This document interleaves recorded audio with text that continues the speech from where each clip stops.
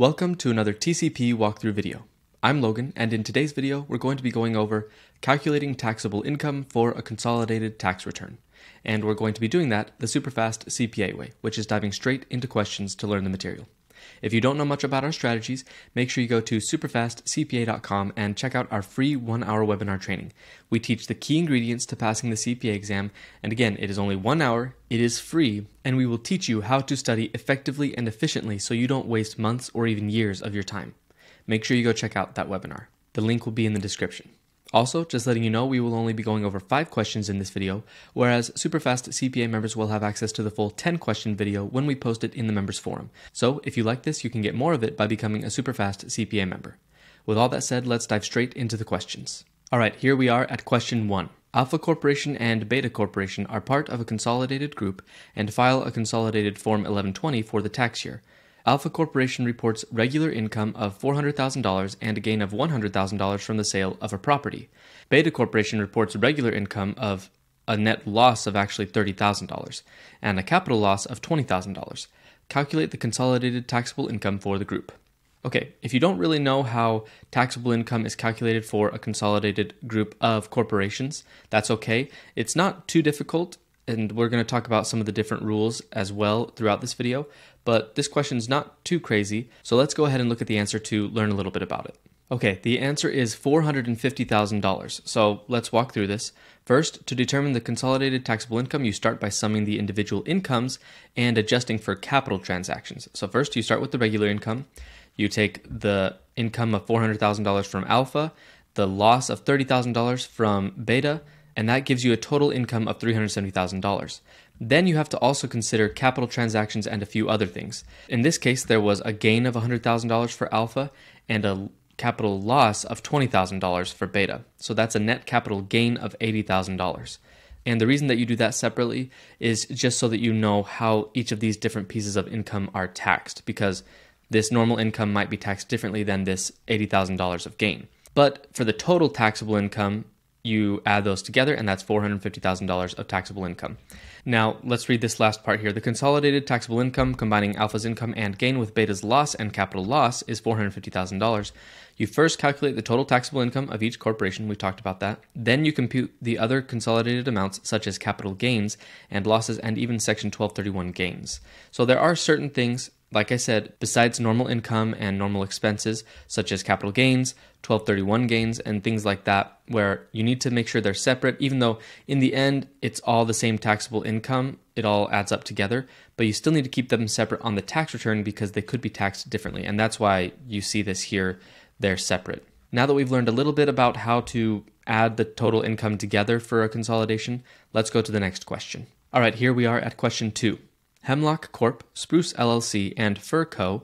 are part of a consolidated group and file a consolidated Form 1120 for the tax year. During the year, Hemlock Corp. paid dividends of $50,000 to Spruce LLC and $30,000 to Fir Co. Additionally, Spruce LLC paid dividends of $20,000 to Hemlock Corp. Calculate the amount of dividend revenue that should be reported by Hemlock Corp. On the consolidated tax return. So how are these dividends treated when you do this consolidation? It's pretty straightforward. We talked about this in the previous video. If you don't know though, that's okay. Let's go ahead and look at the answer. Okay, the answer is $0. And again, this is something we've talked about in the previous video. In consolidated tax returns, dividends paid between entities within the consolidated group are eliminated in consolidation. This is because these transactions are considered internal and do not generate real income from an external source. Here's the breakdown. The dividends that Hemlock received from Spruce don't count. The dividends that Hemlock Corp paid to Spruce and to Fir don't count. Therefore, the dividend revenue that Hemlock Corp should report on the consolidated tax return is 0. So this is one of the big adjustments that you make when you do a consolidation. Dividends paid between the different corporations don't count for taxable income, so you have to take them out. Okay, let's go to the next question to learn a little bit more about how dividends are treated in this case. All right, here we are at question 3. Cypress Inc., Birch LLC, and Willow Corp. are part of a consolidated group and file a consolidated Form 1120 for the tax year. During the year, Cypress Inc. paid dividends of $40,000 to Birch LLC. Cypress Inc. also distributed a property dividend valued at $10,000 to Birch. Birch LLC received an additional $50,000 in dividends from external entities in which it holds an 18% ownership. Calculate the amount of dividend income that should be reported by Birch LLC on the consolidated tax return. Okay, we just went over this, but how are property dividends treated and how are dividends from other entities treated in a consolidation? Are all dividends not counted, or is it just the ones that are intercompany? If you don't know, that's okay. Let's go ahead and look at the answer together. All right, here is the answer, $25,000. So in a consolidated tax return, all dividends paid between entities within the consolidated group are eliminated to prevent double counting of income. This includes both cash dividends and property dividends. So that answers our first question. Even though there was property that was given, that still counts as a dividend because it says it was counted as a dividend. So therefore, both of those are eliminated. But then the question comes in, how are dividends received from other entities treated? Well, this is where the dividends received deduction comes in. This is a normal thing for corporations. So let's go ahead and take a look at it. Dividends received from external entities are not eliminated and qualify for the dividends received deduction. The DRD allows corporations to deduct a portion of the dividends received from other corporations in which they own stock. For 18% ownership stake, the applicable DRD rate is typically 50%. So we take the total dividends received, that's $50,000, and the applicable DRD here, because there's an 18% ownership stake, is 50%. So taking 50% of $50,000, we get $25,000. And so that dividend income reported after the DRD, after we can take that dividends received deduction, is $25,000 of dividends counted as income in this case. And here's a small reminder of the rules for the DRD. If there's less than 20% of ownership, then it's 50%. If it's 20% or higher, but still below 80%, it's a 65% DRD, and 80% or more is a 100% DRD. So you can take the full dividend received as a deduction. So don't get confused by consolidations and thinking that all dividends have to be eliminated. Only intercompany dividends are eliminated. Other dividends received from other entities can still be counted, and that's where the DRD can come in and make it so some of that is counted as a deduction instead of income. But again, dividends received from other corporations or other entities outside of the group is still counted as dividend income. Okay, let's go to the next question. Okay, here we are at question 4. Maple Inc. and Oak LLC are part of a consolidated group and file a consolidated Form 1120 for the tax year. During the year, Maple Inc. sold equipment to Oak LLC for $100,000, which originally cost Maple Inc. $70,000. In the next year, Oak LLC sold the equipment to an external party for $120,000. Calculate the consolidated taxable income related to the equipment sale in the originating tax year. The answer is pretty easy, so if you know how to do it, that's great. If not, let's go ahead and look at the answer together. Okay, the answer is $0. And again, this is pretty easy. The sale of equipment from Maple Inc. to Oak LLC is an intercompany transaction. For consolidated tax purposes, this transaction does not immediately recognize profit. Instead, the profit is deferred until the property is sold to an external party. Since the property was not sold until the next year, no income is recognized in the year the equipment was sold from Maple to Oak.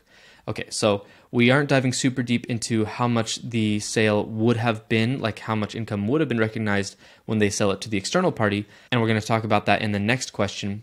But we didn't really need to learn it in this question because, again, when it comes to intercompany sales, the gain or the amount of income that is earned is deferred until it is actually sold to an external party. So we don't need to worry about any of that because in the current year, they didn't sell it to an external party, so there's $0 of income recognized. All right, let's go to the next question to learn a little bit more. All right, here is question 5. Cedar Corp and Pine Inc. are part of a consolidated group and file a consolidated Form 1120 for the tax year. Cedar Corp sold land to Pine Inc. for $300,000. Cedar Corp originally purchased the land for $200,000. Later in the year, Pine Inc. sold the land to an external party for $400,000.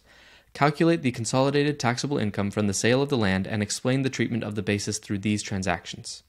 Okay, so this is slightly different. It wasn't equipment, it was land that was sold, and so there's some basis and things to think about. And also, this was all in the same year, so there is some income that will probably be recognized. So take a second, think about this, and think about all the other things you've learned while going through TCP, and when you're ready, come back, we'll look at it together. All right, the answer is $200,000, so let's walk through this. Although Cedar Corp sold the land for $300,000, this transaction does not result in a recognized gain for consolidated tax purposes because it's an intercompany sale. So again, originally when Cedar Corp sold it to Pine, they don't recognize anything at that point because it's intercompany. The basis of the land for Pine Inc. remains the same as the original basis of Cedar Corp, which is $200,000. So even though they sold it to Pine Inc. for $300,000, Pine Inc. doesn't get to keep that $300,000 as the basis. They keep the original basis that Cedar Corp had, which is $200,000. And this matters, as it says right here, it's crucial because this affects the sale later. So let's go ahead and look at this now. So when it comes to the external sale, Pine Inc. does sell it for $400,000 to the party, and then the gain on this sale is calculated using the original transferred basis from Cedar Corp. So $400,000 less $200,000 of basis from Cedar Corp equals $200,000 of gain. So that means that the company recognizes $200,000 of gain from this sale to the external party, and they don't recognize anything at the time of the original sale between the two corporations. And with that, we've learned a lot about consolidation through these 5 questions. Before we go any further, let's do one more part of the process called pillar topics. The idea behind pillar topics is, as you're going through the questions to learn the material, you will notice the things that keep popping up, the things that you keep seeing throughout the questions. You keep seeing questions like this, where you have to figure out how much sale is taxable at the time they sell it to the external party, or how to figure out the basis, or different things like that. You'll see it through the questions, and you'll know that it's important because of how many questions you see on that topic.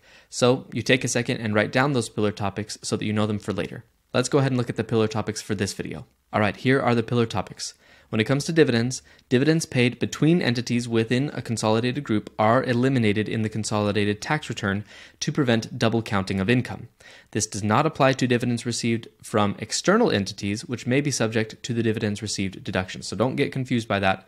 Only dividends between companies are the things that are fully eliminated when it comes to consolidation. When it comes to the operating income, all operating incomes and losses from each entity within the consolidated group are summed to calculate the total consolidated operating income or loss. And of course, there are some things that are eliminated, like dividends and things like that, but most of the income is added together to come to the consolidated income. Now, when property is sold intercompany and then to a third party, the taxable income is calculated by subtracting the original corporation's basis from the third party sales price. The initial intercompany sale does not recognize gain or loss for consolidated tax purposes. And again, continuing with that, the buyer in an intercompany transaction assumes the same basis and holding period as the seller. We talked about that a little bit. This preserved basis is used to determine the gain or loss when the asset is eventually sold to an external party. And finally, if an asset sold in an intercompany transaction is not sold to a third party within the same tax year, its effect, gain, loss, or revenue is not recognized in the consolidated taxable income of that year. So again, if the sale doesn't happen in the same year, it's not recognized. It's only recognized in the year that it is sold to an external party. And with that, those are the pillar topics for this video. Thanks for watching. Before you go, make sure you check out our free 1-hour webinar training on superfastcpa.com.